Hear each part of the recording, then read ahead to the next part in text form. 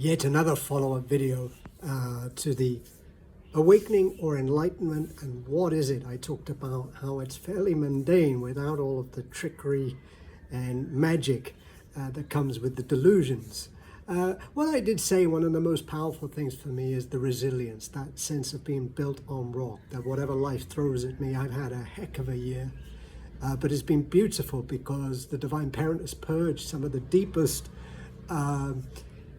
I guess you could say, dirt, you know, and here I am as a happy kid out of the bathtub and fired up, so to speak.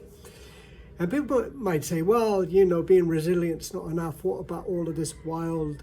Now, don't get me wrong. I've done a lot of research on this stuff. I've spent thousands of hours on this and years on this stuff. And what I can say is that the Divine Parent's grace is sufficient for me. There's a lot of things, there's a lot of ideas about the non-physical, about our origins.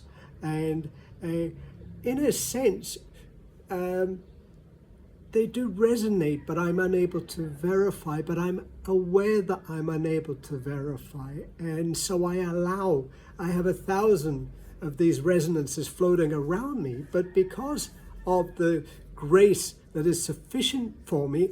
But importantly, what's very, very important is when I was a child, I played with toys. So when I was a church minister, I played with the toys of belief until I entered a genuine path of Gnosis, in which, when sufficiently developed, the Divine Parent gave me revelation. Now, that is why I always stick in my posts to crossing the river. Let's call it that, crossing the river. There is an absoluteness about that path, and I am safe to speak it, to teach it.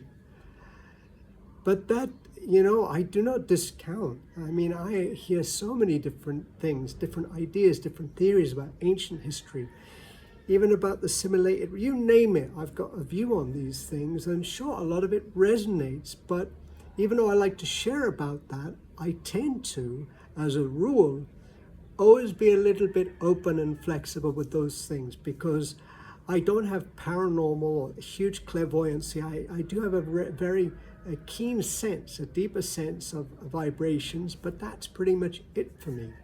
And so I guess getting back to this idea of actually being the rock, and I think importantly being exactly where the Divine Parent wants me to be. This is what I regard as gold. All the other stuff is fluff.